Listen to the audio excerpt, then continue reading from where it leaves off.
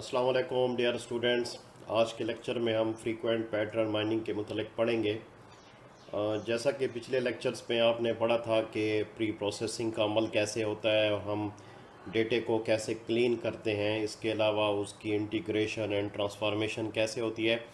इन तमाम प्रोसेसेस के बाद हम जो एक्चुअल काम होता है वो ये होता है कि हम डेटे को माइन कैसे करते हैं। और माइनिंग के लिए हम मुख्तलिफ़ किस्म के तरीके, मुख्तलिफ़ किस्म के टूल इस्तेमाल करते हैं। तो उसमें जो फ़र्स्ट स्टेप है वो फ्रीक्वेंट पैटर्न माइनिंग का है। फ्रीक्वेंट पैटर्न माइनिंग बहुत ही इम्पॉर्टेंट पार्ट है डेटा माइनिंग का, जिसके ज़रिए हम ऐसे फ्रीक्वेंट पैटर्न सर्च करते हैं जिनको हम फिर माइन करके प्रोडक्ट्स को इम्प्रूव कर सकते हैं या दीगर कामों में इस्तेमाल कर सकते हैं। तो फ्रीक्वेंट पैटर्न माइनिंग जो है वो कंप्राइजेज होती है frequent item set mining and association rule inductions पे। फ्रीक्वेंट जो है वो सीक्वेंसेस माइनिंग हम उसको कहते हैं, या सीक्वेंशनल माइनिंग भी कहा जाता है। इसी तरह फ्रीक्वेंट ट्री माइनिंग है एंड फ्रीक्वेंट ग्राफ माइनिंग है। तो ये मुख्तलिफ फ्रीक्वेंट पैटर्न माइनिंग में इस्तेमाल होता है। Application area of frequent pattern mining जो है इंक्लूड मार्केट बास्केट एनालिसिस है कि आप जब कोई चीज़ ख़रीदने चाहते हैं तो उसके साथ आप कैसे अटैच दूसरी चीज़ें ख़रीदते हैं। इस तरह क्लिक स्ट्रीम एनालिसिस है, वेब लिंक एनालिसिस है, जीनोम एनालिसिस है। इस तरह आपके पास ड्रग डिज़ाइन में भी इस्तेमाल होती है। तो जो आपके पास फ्रीक्वेंट पैटर्न माइनिंग है इसका बहुत ज़्यादा इस्तेमाल है और बहुत से शोबों में इसको इस्तेमाल किया जाता है। और इसके लिए कई किस्म के टूल्स इस्तेमाल किए जाते हैं जिनकी मदद से हम फ्रीक्वेंट आइटम्स को सर्च करते हैं और उसके बाद हम देखते हैं कि वो कैसे प्रोसेस हो रहे हैं और कैसे वो ऑपरेट किए जाते हैं। तो फ्रीक्वेंट आइटम सेट माइनिंग में अगर हम बात करें कि frequent item set mining is a method for market basket analysis, तो सबसे ज़्यादा इस्तेमाल जो इसका है वो मार्केट में होता है और मार्केट बास्केट एनालिसिस में हम इसको इस्तेमाल करते हैं। It aims at finding regularities in the shopping behaviour of customers of supermarkets, mail order companies, online shops etcetera. तो इसमें यह देखा जाता है कि आप जब कोई चीज़ ख़रीदने जाते हैं तो आप कैसे ऐसी प्रोडक्ट्स को ख़रीदते हैं जो आपस में फ्रीक्वेंटली मैच कर रही हों या उसमें आपस में उनका कोई ना कोई लिंक हो। तो find set of products that are frequently bought together.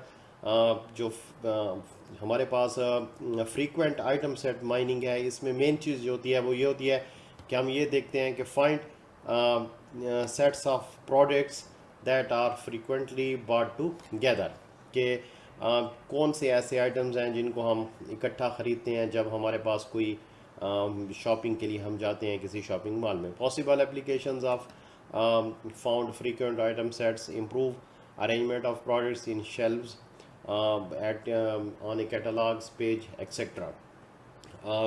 जब हमें ये पता होगा कि फ्रीक्वेंट आइटम कौन कौन से हैं और किस तरह वो आपस में उनकी अटैचमेंट है, तो फिर हम क्या करेंगे कि अपने प्रोडक्ट्स को शेल्फ्स में उसी तरतीब से रखेंगे ताकि अगर कस्टमर एक चीज़ को ख़रीदने आए तो उसके मुताबिक वो दूसरी चीज़ को भी ख़रीद ले। इसी तरह कैटलॉग पेज बनाने में भी हम ये कर सकते हैं कि उसी आइटम्स को आपस में अटैच रखें, उन आइटम्स को जो एक दूसरे के साथ फ्रीक्वेंट है। सपोर्ट क्रॉस सेलिंग है, प्रोडक्ट बंडलिंग है, फ्रॉड डिटेक्शन है, टेक्निकल डेपिडेंसी एनालिसिस है। तो ये तमाम चीज़ें हम इस्तेमाल करते हैं इसके अंदर जो हमारे पास फ्रीक्वेंट आइटम सेट माइनिंग है। Often found patterns are expressed as associations rules. For example, if a customer buy bread and wine, then he will probably also buy cheese. तो आमतौर पर कस्टमर बिहेवियर को चेक किया जाता है कि अगर कोई कस्टमर ब्रेड या वाइन को लेगा तो वो चीज़ भी साथ लेगा। तो इस तरह अगर आप हमारे इलाकों की बात करें तो उसमें भी इस किस्म की चीज़ें होती हैं कि अगर आप एक चीज़ लेने आते हैं तो उसके साथ कोई जस्ट लाइक आप चाय पीते हैं तो उसके साथ आप बिस्किट भी लेंगे, या इस तरह आप चाय के साथ आप कोई ऐसा आइटम लेंगे जो आपके साथ फूड आइटम उसके साथ इंक्लूड किया जाता है। तो इसी तरह अगर आपके पास कोई बाकी चीज़ें हैं जैसे बड़ी मार्केट्स में आप जब जाते हैं तो साथ आप कोई छोटी मोटी चीज़ या ऐसी वो ले लेते हैं, मसलन आपने बोतल या ये ली है, कोई कोल्ड ड्रिंक लिया है, तो उसके साथ आप कोई और सब आइटम यानी कोई ऐसी चीज़ भी ले लेते हैं जो कि साथ साथ आपको जस्ट लाइक बिस्कट्स हो गए या कोई टॉफ़ियाँ हो गई या इस किस्म की चीज़ें हो गई। फ्रीक्वेंट आइटम सेट माइनिंग में बेसिक नोशंस जो आपके पास है, इसमें हम ये देखते हैं कि जो हमारे पास बी है, बी रिप्रेजेंट करता है आइटम्स को। यहाँ पर I1 से लेके IM तक हमारे पास मुख्तलिफ आइटम्स हैं जो कि हमारे पास किसी भी जो स्टोर होता है या कोई भी ऐसा माल होता है जिसके अंदर हमारे पास मुख्तलिफ आइटम्स मौजूद हैं, तो ये आपके पास उस सेट ऑफ आइटम्स को रिप्रेजेंट करती है B. This set is called the item base. इसको हम आइटम डेटाबेस भी कह सकते हैं, सिंपल आइटम बेस भी कह सकते हैं। आइटम में भी product, special equipment item, service options etcetera. Items आपके पास क्या हो सकते हैं कोई प्रोडक्ट्स हो सकती हैं, कोई इक्विपमेंट्स आइटम भी हो सकते हैं, सर्विसेज ऑप्शंस भी हो सकते हैं। अब एनी सबसेट आई जो है आपके पास कोई सबसेट है जो कि सबसेट है बी का, is called an item set. तो हम आइटम सेट को आई से रिप्रेजेंट करते हैं और वो किसी भी वैल्यूज़ पर मुश्तमिल होता है जो कि उन तमाम आइटम्स या उनमें से कुछ आइटम्स पर मुश्तमिल होता है जो हमारे आइटम सेट बी में मौजूद हैं। एंड आइटम सेट में be any set of products that can be bought. अब आइटम सेट जो है वो सेट है जो आप इकट्ठा परचेज़ कर रहे हैं, यानी अलहदा भी हो सकता है, इकट्ठा भी हो सकता है, डिपेंड करता है सिचुएशन पे। टी आपके पास ट्रांजैक्शंस है। टी इक्वल जो कैपिटल टी है ये लिस्ट ऑफ ट्रांजैक्शंस को शो करता है। T1 to TN हमारे पास सेट है विद जो आपके पास belongs to K where K is less than or equal to N and greater than or equal to 1 and TK is a subset of B। तो आपके पास क्या है, T जो है वो टुपल है ऑफ ट्रांजैक्शंस है over B। This tuple is called transaction database. तो आपके पास मैं आपको थोड़ा सी आसानी के लिए ये बता दूं कि फ़ॉर एग्ज़ाम्पल आपके पास मुख्तलिफ़ आइटम्स हैं, जैसे किसी स्टोर में कुछ चीज़ें रखी हुई हैं, चीनी है, चाय है, इसके अलावा आटा है, घी है और चावल हैं वगैरह वगैरह। ये तमाम आपके पास क्या कहलाएंगे, आइटम कहलाएंगे। अब any subset I is called an item set. अब इनमें से अगर आप कोई एक आइटम सेट मसलन आप चीनी और घी, तो चीनी और घी आपके पास जो है वो आइटम सेट है, या चीनी और चाय। अब चीनी और चाय चूँकि आपस में चीनी और चाय आपस में रिलेटेड भी हैं, तो ये आपके पास एक आइटम सेट कहलाएगा। इस तरह अगर आप यूँ कह लें कि चीनी, चाय और कॉफ़ी, तो ये तीन चीज़ें आपके पास आ जाएंगी, तो ये भी एक क्या होगा, सेट कहलाएगा। अब आपने किसी दुकान से कुछ ट्रांजैक्शंस की हैं, मसलन आपने वहाँ से चीनी ली है, चाय ली है, इसके अलावा आपने कॉफ़ी ली है, इसके अलावा आपने और आइटम्स लिए हैं, तो वो तमाम जो आइटम्स आपके एक लिस्ट में आएंगे वो आपकी एक टुपल कहलाएगी। जबकि एक दिन में या एक मखसूस टाइम में जितने कस्टमर आएंगे तो हर कस्टमर की जो लिस्ट होगी वो उसकी एक ट्रांजैक्शन कहलाएगी। तो T इक्वल टू T1 एक कस्टमर की एक टाइम की ट्रांजैक्शंस होती है जिसके ज़रिए वो आइटम्स को परचेज़ करता है। तो आपके पास tuple of transactions over b है। This tuple is called the transactions database. और जब आप किसी एक दिन की या किसी मखसूस टाइम में आप उसकी ट्रांजैक्शंस को ऑपरेट करते हैं या प्रोसेस्ड करते हैं, तो वो ट्रांजैक्शन डेटाबेस कहलाती है कि एक दिन में कितनी ट्रांजैक्शंस हुई हैं और फिर उनकी डिटेल होती है। Transaction database can list for example the set of products bought by the customer of supermarket in given period of time. तो किसी ख़ास पीरियड ऑफ टाइम में कोई कस्टमर जो प्रोडक्ट्स ख़रीदता है, जो उनका जो सेट्स बनता है, उनको हम क्या कहते हैं, ट्रांजैक्शंस कहते हैं। एवरी ट्रांजैक्शन जो है is an item set, but some item set में नॉट अपेयर इन टी। जो हर ट्रांजैक्शन जो है वो क्या कहलाए, उसके अंदर कोई आइटम सेट होगा, लेकिन कुछ आइटम सेट ऐसे होते हैं जो कि रिप्रेजेंट नहीं किए जाते। Transaction need not to be pairwise different, it may be t j equal to t k where j not equal to k. तो दो ट्रांसेक्शंस ये भी हो सकता है कि एक जैसी हों, लेकिन लाजमी नहीं कि उनमें आइटम्स जो हैं वो एक जैसे हों, तो वो पेयर वाइज नहीं हो सकती, लेकिन उनकी वैल्यूज़ या उनके नंबर ऑफ आइटम्स एक जैसे हो सकते हैं। टी में भी डिफाइन एज ए बैग और मल्टी सेट ऑफ ट्रांजेक्शंस। तो जो कैपिटल टी है वो इन तमाम जितनी भी ट्रांजेक्शंस होती हैं किसी खास पीरियड ऑफ टाइम में, उन सारों को रिप्रेजेंट करता है। The item base B may not be given explicitly but only implicitly as b equal to आपके पास u जो है वो k से लेके n और t of k है जो आपके पास ये तमाम। तो आपके पास लेट जो हम सपोज करते हैं कि हमारे पास आई जो है वो आइटम सेट है, जो सबसेट है बी का, जो आइटम हमने परचेज़ किए हैं किसी आइटम डेटाबेस से जो बी रिप्रेजेंट कर रहा है, been item set and T transaction database over B. और टी जो है वो ट्रांसेक्शंस हैं जो उस डेटाबेस पे हुई हैं। ट्रांसेक्शंस टी एक सिंगल ट्रांसेक्शन जो बिलोंग करती है किसी बड़े सेट ऑफ ट्रांसेक्शन से कवर द आइटम सेट आई, तो उसके अंदर आपके पास आइटम सेट आई तमाम मौजूद होंगे। और the item set I is contained in transaction T belong to T. तो हम यूँ कह सकते हैं कि हमारे पास जो ट्रांसेक्शन है उसके अंदर तमाम आइटम सेट मौजूद होंगे जो किसी कस्टमर ने ख़रीदे होंगे। The set k of t of i equal to k belongs to 1 to n and जो आपके पास आई है वो सबसेट है टी के का, is called the cover of I with respect to T. The cover of an item set is the index set of transaction that cover it. It may be defined as a tuple of all transactions that cover it, which however is complicated to write in formally correct way। तो हमारे पास जो इसमें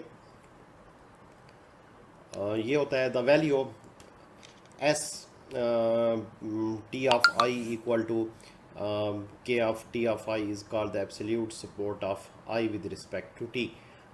sigma t of I equal to 1 over n k of t of I is called the relative support of I with respect to t. The support of I is the number of fractions of transaction that contain it.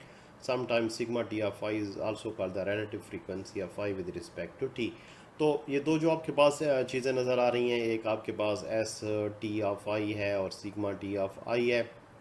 तो ये absolute support है या relative support है, ये दो ऐसी चीज़ें हैं जो आमतौर पर हम इस्तेमाल करते हैं इस बात को देखने के लिए कि ट्रांजैक्शंस की मिकदार कम से कम कितनी शो हो रही है कि जब कोई उसमें हम पैटर्न को मैच कर सकते हैं। तो आमतौर पर आप देखते हैं कि अगर कोई बंदा एक सिंगल चीज़ परचेज़ करता है तो उसके लिए कोई पैटर्न मैचिंग का कॉन्सेप्ट नहीं होता। तो हम जो मिनिमम सपोर्ट होती है वो आमतौर पर 2 या 2 से ज़्यादा रखते हैं। यानी जब आपके पास हम ऐसी ट्रांजैक्शंस को एक्सेस करते हैं या ऐसी ट्रांजैक्शंस पे प्रोसेस अप्लाई करते हैं जिसके अंदर कम से कम 2 आइटम ख़रीदे गए हों, तो हम ये देखते हैं कि कस्टमर की क्या रिक्वायरमेंट्स हैं, उसने कैसे आइटम्स ख़रीदे हैं, अगर वो 2 आइटम ख़रीद रहा है तो उन 2 आइटम में क्या रिलेशंस है, तो इन तमाम चीज़ों को देखा जाता है। और इसके अलावा जो आपके पास ये जो सिग्मा ऑफ टी है ये उसकी रिलेटिव फ्रीक्वेंसी है जिसकी मिनिमम जो मिकदार है वो 0 to 1 के दरमियान होती है। तो हम जब इसको कैलकुलेट करते हैं तो आमतौर पर मैक्सिमम 1 और मिनिमम 0 और 1 के दरमियान इसकी वैल्यू को रखते हैं। तो ये वही आई की जो वैल्यू होती है उसकी फ्रैक्शनल वैल्यू कहलाती है। अब ज़रा अगर आप यहाँ पर इसको देखें, ये हमारे पास जो उसके कॉन्सेप्ट हैं बेसिक फॉर्मल डेफिनीशंस है फ्रीक्वेंट आइटम सेट की। तो सेट बी जो है वो मुख्तलिफ आइटम्स पर मुश्तमिल है। जितने भी आइटम्स किसी एक डेटाबेस के अंदर मौजूद होंगे किसी शॉप में या किसी भी इसमें, तो इसको हम क्या कहते हैं, आइटम डेटाबेस या आइटम बेस कहते हैं। टी जो है आपके पास वो टुपल्स को रिप्रेजेंट करता है कि कितनी ट्रांजैक्शंस हैं, T1 से लेके Tn तक जो ट्रांजैक्शंस हैं, ट्रांजैक्शंस ओवर बी जो इस डेटा आइटम बी पे की गई हैं किसी ख़ास पीरियड ऑफ टाइम में, तो उसको हम टी ऑफ कैपिटल टी से रिप्रेजेंट करते हैं। एस मिनिमम बिलोंग्स टू, आपके पास क्या है, S minimum greater than 0 and less than और इक्वल टू क्या हो सकता है, एन। एंड जो आपके पास सिग्मा है वो आपके पास ये जो आपके पास एस मिनिमम है ये कोई नेचुरल नंबर हो सकता है, जबकि ये कोई रियल नंबर हो सकता है between 0 and 1 the minimum support, जिसको हम उसकी मिनिमम सपोर्ट कहते हैं। तो ये आपके पास तीन मेन चीज़ें हैं जो हम ट्रांजैक्शंस में इस्तेमाल करते हैं, और उस पर हम फिर फ्रीक्वेंट पैटर्न मैचिंग्स के मुख्तलिफ एल्गोरिथम्स अप्लाई करेंगे, जिसकी मदद से हम ये देखेंगे कि कैसे ये फ्रीक्वेंट आइटम सेट हम ऑब्टेन करते हैं। तो इसमें तीन चीज़ों को आपने जहन में रखना है। एक नंबर ऑफ़ आइटम सेट, जो आपके पास आइटम्स हैं जिनको हम 20 से रिप्रेजेंट करते हैं। इसके अलावा number of transactions for a period of time, specific period of time में कितनी ट्रांजैक्शंस हुई हैं उनको हम टी से रिप्रेजेंट करते हैं। एंड देन हमारे पास क्या होता है, एस मिनिमम, मिनिमम सपोर्ट इसको कहते हैं, जिसकी वैल्यू या आपके पास कोई फिक्स वैल्यू हो सकती है, कोई नेचुरल नंबर हो सकता है, या फिर आपके पास कोई ऐसी वैल्यू हो सकती है जो कि बिटवीन 0 एंड 1 हो, और बिटवीन 0 एंड 1 हम इसी ऊपर वाली वैल्यू से निकालते हैं, उसकी फ्रैक्शनल वैल्यू हम ऑब्टेन कर लेते हैं। The set of frequent item set, that is frequent item set जो हम मिनिमम सपोर्ट की मदद से निकालते हैं वो क्या होते हैं आपके पास, वो आइटम सेट्स होते हैं जो कि ये होते सब सेट होता है किसका, बी का, जबकि जो support of I less greater than और इक्वल टू एस मिनिमम। तो इस तरह सिग्मा ऑफ टी जो आपके पास है, इसमें भी आपके पास वही चीज़ होती है कि आपके पास जो आइटम्स हैं वो सबसेट है बी का, and sigma of t of i is greater than sigma of minimum. तो ये आपके पास note with the relation sigma of minimum n sigma minimum and sigma minimum 1 over n s minimum, two versions can easily be transformed into each other। तो इनको हम आसानी के साथ एक दूसरे के साथ मैच कर सकते हैं। फ्रीक्वेंट आइटम सेट की कोई एग्जांपल हम आपको बताएंगे तब आपको क्लियर हो जाएगा। ये आपके पास कुछ ट्रांजैक्शंस हैं, A B C D E for example, आपके पास कुछ आइटम्स थे, आइटम डेटाबेस के अंदर मौजूद थे, जिनमें पहले बंदे ने ए डी और ई आइटम्स लिए, सेकंड ने बी सी डी लिए। तो एक ख़ास पीरियड ऑफ टाइम में आपके पास 10 ट्रांजैक्शंस हुई, मसलन सुबह 9 बजे से लेके दिन 11 बजे तक हमारे पास 10 ट्रांजैक्शंस हुई हैं, जिसमें पहली ट्रांजैक्शन ए डी ई थी, दूसरी बी सी डी थी, ए सी डी ई और अप टू सो ऑन। तो आपके पास ये total number of frequent item sets जो बनेंगे उनमें मुख्तलिफ हम आइटम्स के सेट बनाते हैं। अब इसमें in this example the minimum support is, for example हम मिनिमम सपोर्ट जो है वो 3 रखते हैं, या सिग्मा ऑफ एन हम उसकी वैल्यू जो फ्रैक्शनल वैल्यू परसेंटेज में निकाल लेते हैं, तो वो 0.3 वैल्यू बनती है, 30%। और हमारे पास टोटल जो नंबर ऑफ़ आइटम्स हैं अगर आप उनको काउंट करें तो ए बी सी डी और ई, मैक्सिमम आपके पास यहाँ पर ई तक वैल्यू जा रही है।